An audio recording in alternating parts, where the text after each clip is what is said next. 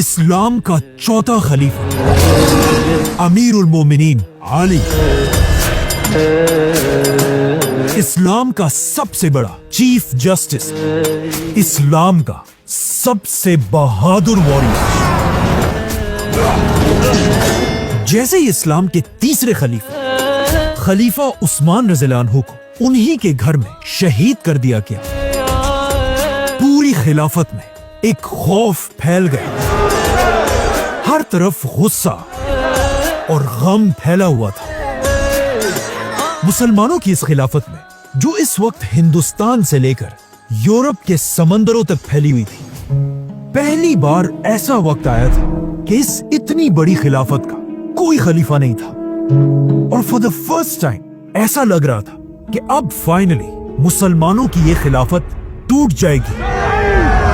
लेकिन अब जब खिलाफत के हालात इतने खराब हो चुके थे, मदीना के सारे मुसलमानों को अच्छी तरह पता था कि अब इस खिलाफत को सिर्फ एक ही आदमी बचा सकता है, रसूलुल्लाह सल्लल्लाहु अलैहि वसल्लम के दामाद, जिनकी तरबियत खुद रसूलुल्लाह सल्लल्लाहु अलैहि वसल्लम के घर में हुई थी, खैबर को फतह करने वाले हजरत अली रज़ियल्लाहु अन्हु। इसीलिए हजरत उस्मान को दफनाने के फौरन बाद कुछ लोग हजरत अली रज़ियल्लाहु अन्हु के पास गए और उन्हें कहा कि हम आपको मुसलमानों का नया खलीफा बनाना चाहते हैं। लेकिन हजरत अली ने कहा, नहीं, मेरी खिलाफत ऐसे छुपकर सीक्रेटली नहीं होगी, बल्कि जाओ और सबको मदीना की मस्जिद में जमा करो। जिसके बाद हजरत अली खुद रसूलुल्लाह सल्लल्लाहु अलैहि वसल्लम के मिंबर पर खड़े हुए, जहां बिल्कुल पहले खलीफा अबू बकर, दूसरे खलीफा उमर और तीसरे खलीफा उस्मान की तरह सारे मुसलमानों ने चौथे खलीफा हजरत अली रज़ियल्लाहु अन्हु के हाथ पर बैत की। जिसके बाद अमीरुल मोमिनीन खलीफा अली रज़ियल्लाहु अन्हु ने अपनी खिलाफत की पहली स्पीच शुरू की। बट वेट, आखिर खलीफा अली रज़ियल्लाहु अन्हु यहां तक पहुंचे कैसे? इसके लिए हमें पीछे जाना होगा, हजरत अली की खिलाफत से बहुत साल पहले मक्का, जो अरब की एक बहुत बड़ी सिटी थी, पर हमला हुआ। और मक्का पर हमला करने वाला यमन का सबसे बड़ा बादशाह अबरहा था। जैसे ही वो अपनी 60,000 की फौज लेकर मक्का के करीब पहुंचा, मक्का के सारे लोग डर गए और उन्होंने अबरहा से मुकाबले के लिए अपना सबसे बड़ा सरदार आगे किया, जिसका नाम था अब्दुल मुत्तलिब,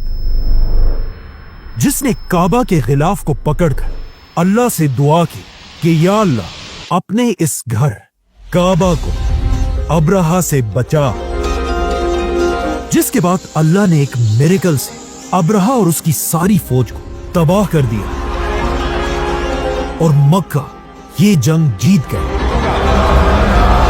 ये जंग जीतने के बाद मक्का और स्पेशली अब्दुल मुत्तलिब का नाम पूरे अरब में फैल गया और पूरा अरब अब्दुल मुत्तलिब को एक बड़ा सरदार मानने लगा। लेकिन इसके कुछ ही अरसे बाद अब्दुल मुत्तलिब इस दुनिया से चले गए, जिसके बाद उनका बेटा उनके कबीले बनु हाशिम का नया सरदार बना, हजरत अबू तालिब। एक दिन अबू तालिब अपने किसी काम से मक्का से बाहर किसी और जगह गए हुए थे और जैसे ही अपने सारे काम खत्म करके वो वापस मक्का में अपने घर पहुंचे, उन्हें बताया गया कि मुबारक हो, आपका बेटा पैदा हुआ है, जिसका नाम आपकी बीवी फातिमा ने हैदर रखा है, जिसका मतलब है शेर। लेकिन अबू तालिब ने कहा नहीं, और उन्होंने अपने बेटे का नाम हैदर से बदल दिया और उसका नाम रखा आली। इस वक्त अबू तालिब मक्का के सबसे बड़े सरदारों में से एक थे और हजरत अली मक्का के बड़े सरदार के सबसे छोटे बेटे थे। जब हजरत अली की एज 5 साल हुई, अचानक उसी साल अरब में एक बहुत बड़ा कहत आया, जिसकी वजह से अरब के साथ साथ मक्का की इकोनॉमी भी तेजी से गिरने लगी। اور مکہ کے بڑے بڑے سرداروں کا بزنس بالکل خراب ہو گیا۔ انہی سرداروں میں ایک حضرت علی کے والد ابو طالب بھی تھے، بلکہ ابو طالب کے گھر کے حالات اتنے خراب ہوئے کہ ان کے لیے اب اپنے گھر والوں کا خیال رکھنا بھی مشکل ہو گیا تھا۔ اب جب ان سخت حالات میں ابو طالب کو مدد کی ضرورت تھی، اس وقت ان کی مدد کے لیے انہی کا بھتیجا آگے بڑھا، حضرت محمد صلی اللہ علیہ وسلم۔ آپ صلی اللہ علیہ وسلم اپنے چچا ابو طالب کو اس مشکل ٹائم میں اکیلا نہیں چھوڑ سکتے تھے، کیونکہ اس سے بہت سال پہلے جب آپ صلی اللہ علیہ وسلم کے ماں باپ دونوں اس دنیا سے چلے گئے تھے، اس کے بعد 8 یا 9 سال کی عمر تک اپنے دادا عبد المطلب کے ساتھ رہے، اور پھر وہ بھی جب دنیا سے چلے گئے، اس کے بعد آپ صلی اللہ علیہ وسلم 9 سال کی عمر سے لے کر 25 سال کی عمر تک اپنے اسی چچا ابو طالب کے گھر میں رہے۔ مطلب حضرت ابو طالب نے 17 سال تک آپ صلی اللہ علیہ وسلم کو اپنے گھر میں اپنے بیٹوں کی طرح پالا۔ تو اب جب آپ صلی اللہ علیہ وسلم ایک سٹیبل بزنس مین تھے اور ان کے چچا ابو طالب کو مدد کی ضرورت تھی، تو یہ دیکھ کر آپ صلی اللہ علیہ وسلم آگے بڑھے اور اپنے چچا عباس کو لے کر ابو طالب کے گھر پہنچے۔ اس وقت ابو طالب کے 3 چھوٹے بیٹے تھے، عقیل، جعفر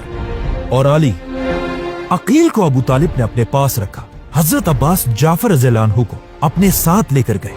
اور رسول اللہ صلی اللہ علیہ وسلم نے علی، جن کی عمر اس وقت صرف 5 سال تھی، اپنے ساتھ اپنے گھر لے کر گئے۔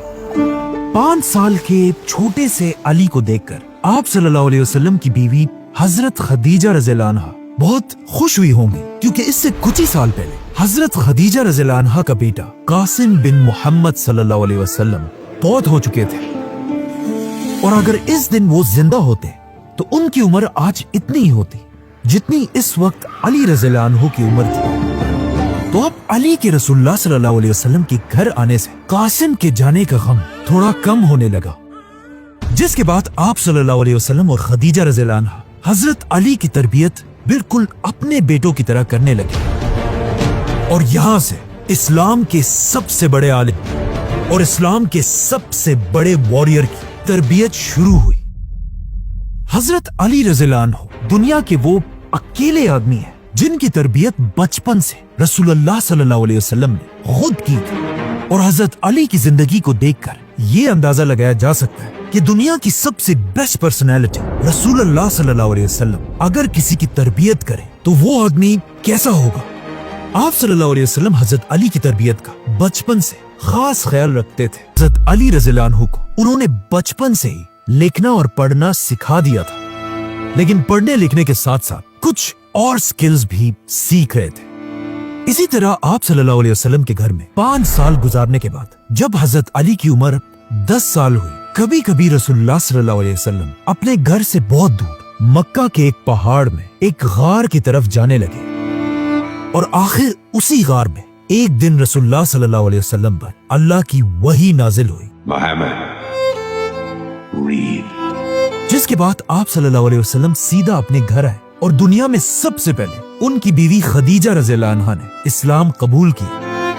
جن کے بعد انہی کے گھر میں رہنے والے 10 سال کی عمر میں علی رضی اللہ عنہ نے اسلام قبول کر لیا، اور پھر آپ صلی اللہ علیہ وسلم کے بیسٹ فرینڈ ابو بکر رضی اللہ عنہ نے اسلام قبول کیا، جس کے بعد ایک دن آپ صلی اللہ علیہ وسلم حضرت علی کے ساتھ نماز پڑھ رہے تھے۔ اچانک حضرت علی کے باپ ابو طالب وہاں سے گزرے، اور انہوں نے علی سے پوچھا کہ یہ تم کیا کر رہے ہو، جس پر حضرت علی نے انہیں بتایا کہ میں مسلمان ہو چکا ہوں۔ یہ سن کر ابو طالب نے حضرت علی سے کہا کہ مجھے پتا ہے محمد تمہیں کبھی بھی کسی بھی غلط چیز کی طرف نہیں بلائے گا، تو تم جاؤ اور اسی کو فالو کرو۔ جس کے بعد حضرت علی اسلام کے وہ پہلے آدمی تھے جنہوں نے آپ صلی اللہ علیہ وسلم کے ساتھ کعبہ کے پاس پہلی نماز پڑھی۔ ایک دن آپ صلی اللہ علیہ وسلم کعبہ کے پاس حضرت خدیجہ اور علی رضی اللہ عنہ کے ساتھ نماز پڑھ رہے تھے۔ انہیں دیکھ کر وہاں کھڑے ایک آدمی نے آپ صلی اللہ علیہ وسلم کے چچا سے پوچھا کہ آخر یہ 3 لوگ کر کیا رہے ہیں، جس پر آپ صلی اللہ علیہ وسلم کے چچا نے اس آدمی کو بتایا کہ یہ میرا بھتیجا محمد ہے، جو کہتا ہے میں اس پوری دنیا میں اللہ کا آخری رسول ہوں۔ اس وقت اس پوری دنیا میں اس